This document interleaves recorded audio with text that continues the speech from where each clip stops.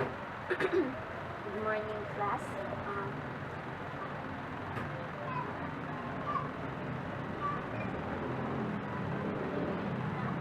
Good morning, class. Our topic for today is about Republic Act 9155, or an act instituting a framework of governance for basic education, establishing authority and accountability, renaming the Department of Education, Culture, and Sport as the Department of Education, and for other purposes.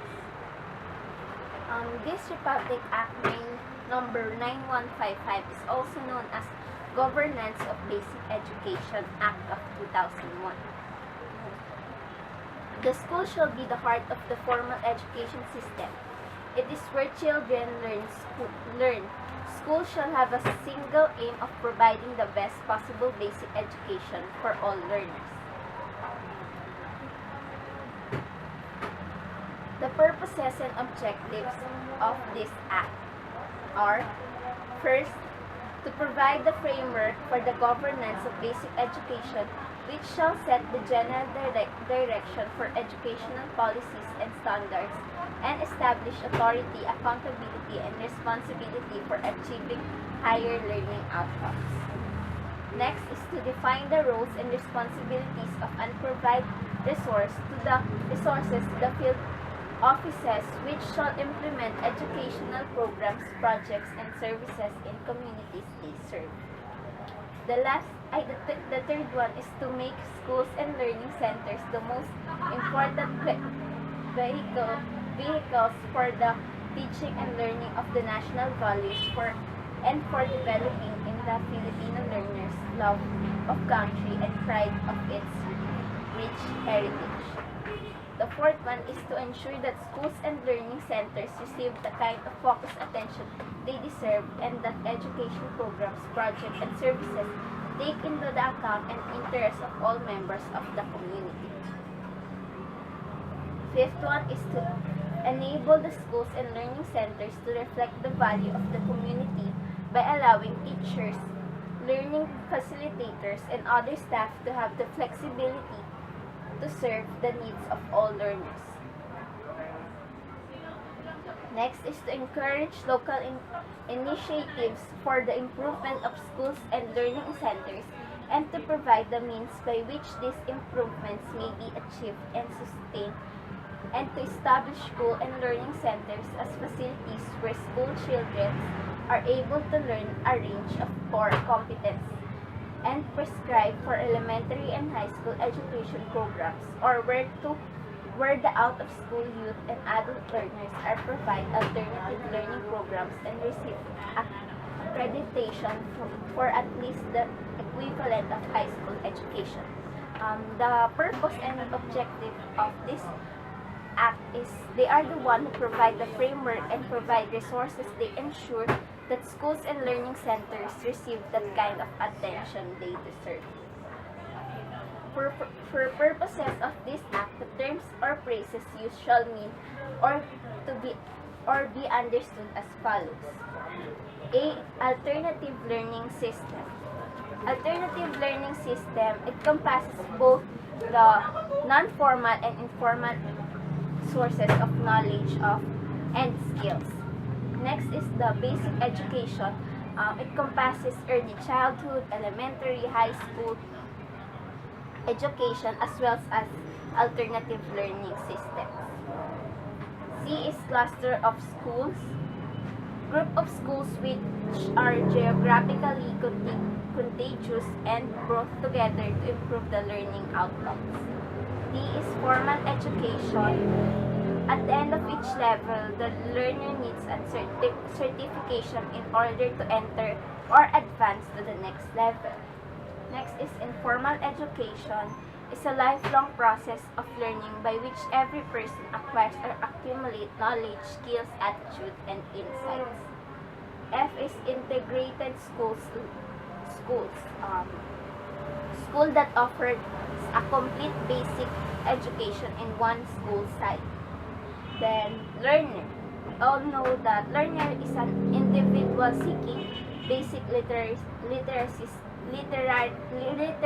skills and functional life skills. And H is learning center.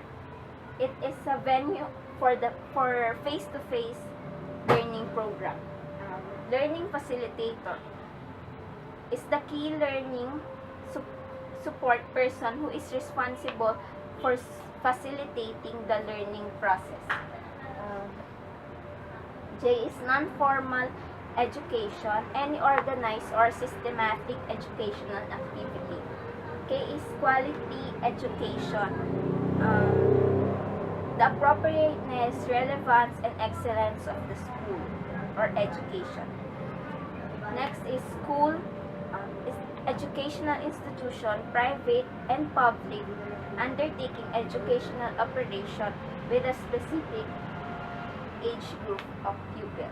And lastly, the school head or the person who is responsible for the administrative and instructional supervision. Shared governance. A principle that recognizes every unit in the education bureaucracy has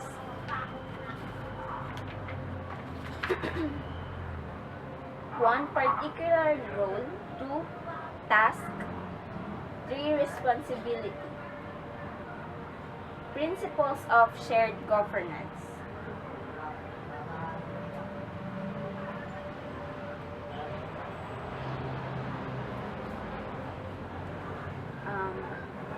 B. The process of democratic consultation shall be observed in the decision-making process at appropriate levels. C. The principle of accountability and transparency shall be operational and performance function and responsibility at all levels. D. Is the communication channels of field officers shall be strengthened to facilitate flow of information and expand linkages with other government agencies, local government units, and non-governmental organizations for effective governance. Chapter 1 is the governance of basic education. Principles of shared governance. Section 6 is the governance. The Department of Education, Culture, and Sport shall henceforth to be called the Department of Education. It shall be vested with authority, accountability, and responsibility for ensuring access to promoting equity and improving the quality of basic education. Section 7 is the power, duties, and functions. The Secretary of Department of Education shall exercise overall authority and supervision over the operations of the department. In addition to his/her power under existing laws, the Secretary of Education shall have authority, accountability, and responsibility for the following. Number 1 is formulating national educational policies, formulating a national basic education plan, promulgating national educational standards. 4 is monitoring and assessing national learning outcomes. 5. Undertaking national educational research and studies. 6. Enhancing the employment status, professional competence, welfare, and working of all personnel of the department. And enhancing the total development of learners through local and national program or projects.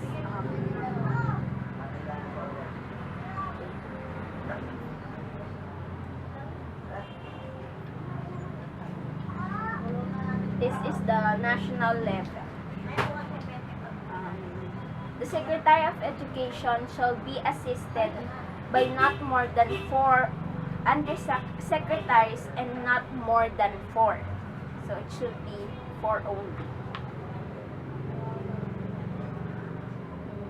Next is the regional level. Consistent with the national educational policies, plans, and standards, the regional director shall have authority, accountability, responsibility for the following. Defining a regional education policies framework which reflects the values, needs, and expectation of community they serve. Next is developing a regional basic education plan Third is developing regional education standards with a view towards benchmarking for international competitiveness. Fourth is monitoring, evaluating, and assessing regional learning outcomes.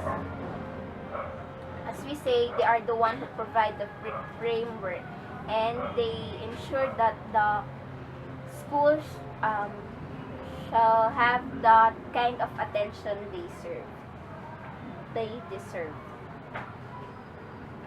Next is undertaking research project and developing and managing region-wide project which may be funded through official development assistance and other funding agencies.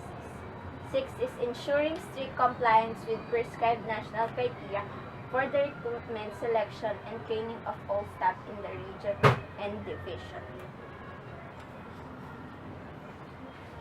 7 is formulating and coordination with the Regional Development Council the budget to support the regional educational plan which shall take into account of the education plans and division of the and districts.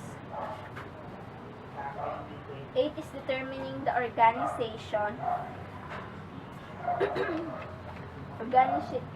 component of the division and district and approving the proposed staffing pattern of all employees in the division and district.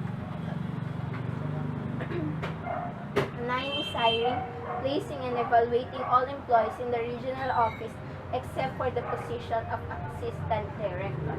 10 is evaluating all schools division superintendent and assistant division superintendent in the region.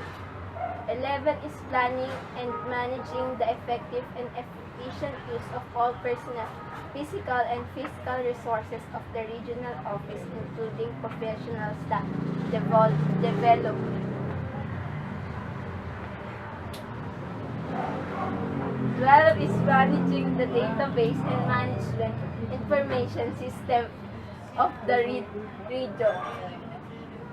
Approving the establishment of public and private elementary and high school and learning centers, and performing such the other function as may be assigned by proper authorities. Regional level shall be as many regional offices as may be provided by law. Each regional offices shall have a director, an assistant director, and an office staff for program promotion and support planning, administrative and fiscal services. Next is the division level. Consistent with the national educational policies, plans, and standards, the school division superintendent shall have authority, accountability, and responsibility of the following: developing and implementing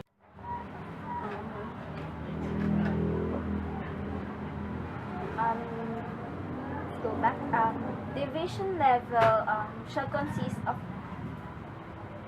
of a province or a city, which shall have a school division superintendent and at least one assistant school division superintendent and an assistant staff. Next is the school district level. The school district supervisor shall be responsible for providing professional instructional advice and support to the school heads and teachers, facilitators of school and learning center in the district or cluster. Second is curricular supervision. And third, performing such an other function as may be assigned by proper authority. The school district level, school districts already existing at the time of passage of this law shall be maintained.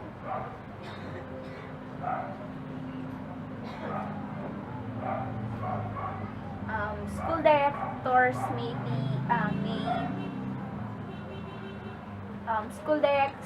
directors may establish additional school districts within the school division. School level. School level. A core of non-teaching staff shall handle the school administrative, fiscal, and auxiliary services. Consistent with the National Educational Policies Plan standards, the school head shall have authority, accountability, and responsible for the following: setting the mission, vision, goals, and objectives of the school. All schools have mission and vision, and also goals and objectives. Creating an environment within the school that is conducive to teaching,